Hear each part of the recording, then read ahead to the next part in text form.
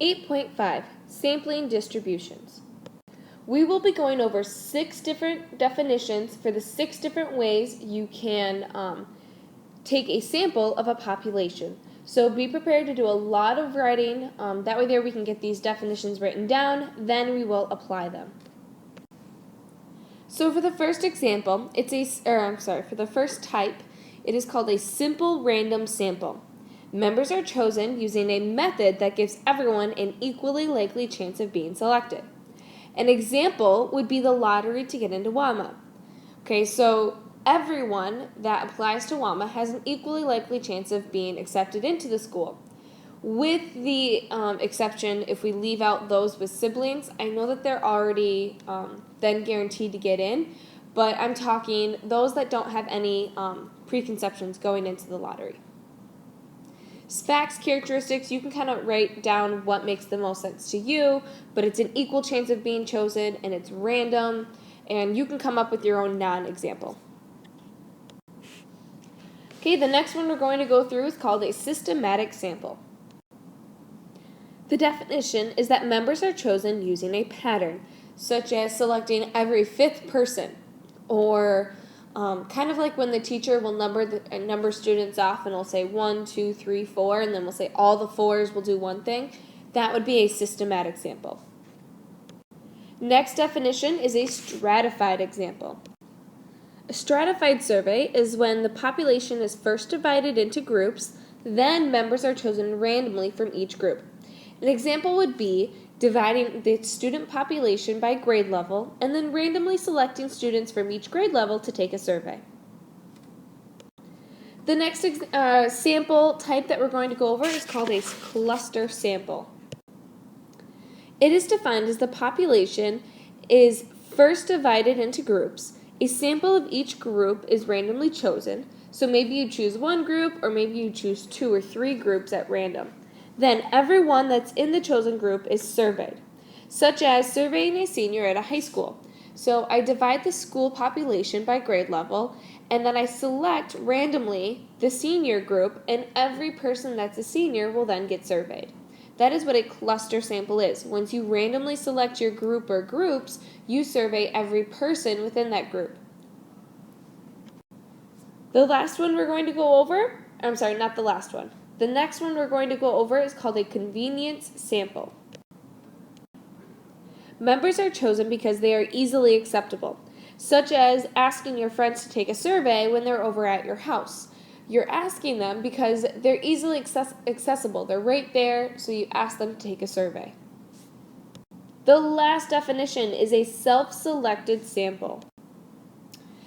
So members volunteer to participate, such as if you ever get an email of someone asking you to take a survey about maybe a website that you used recently or purchasing something online, well, you get to choose if you wish to participate in that survey. And if you click yes, then that is a self-selected sample because you are participating to take the survey and answer the questions. Now going into example 1. The campaign staff for a state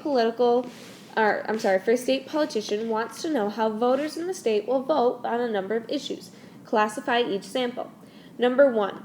They call every 50th person on a list of voters in the state. That would be a systematic sample because they're calling every 50th person. There's a system or a pattern to it.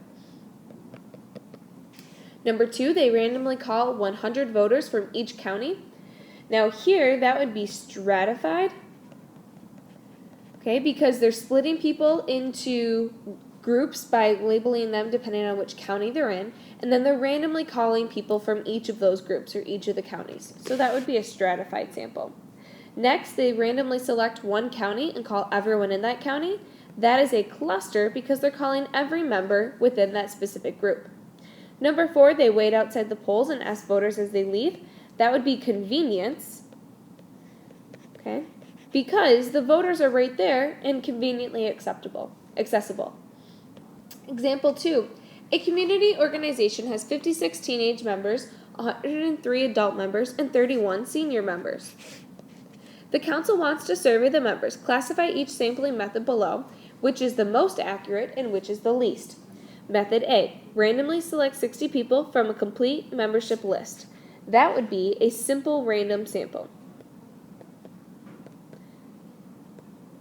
because everyone has an equally likely chance of being selected. Method B, choose every 5th person who arrives at the community cleanup event. That would be systematic because there's a pattern. And method C, randomly select 20 teenagers, 20 adults, and 20 seniors from a complete roster. That would be stratified. We're selecting random from within the groups. Now, which one is the most accurate and which one is the least? Well, it's more obvious on which one's the least. The least accurate would be method B.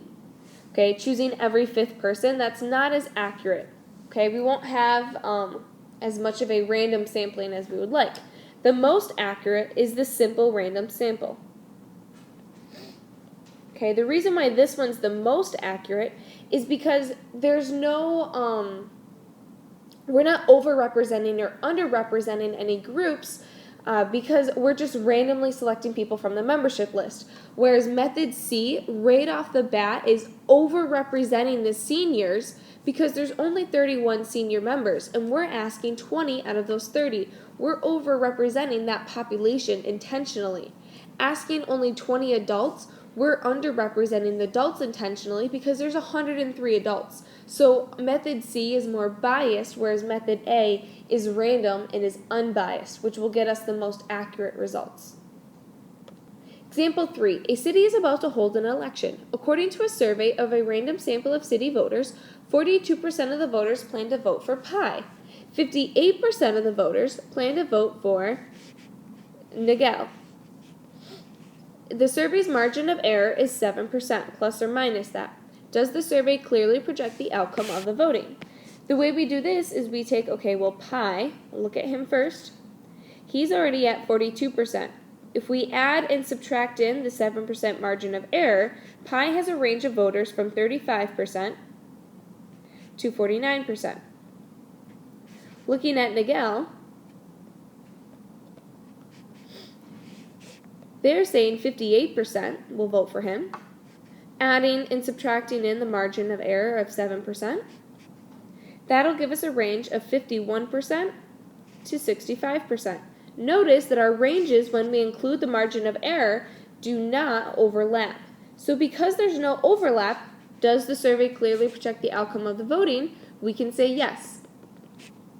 It clearly projects the outcome of the voting.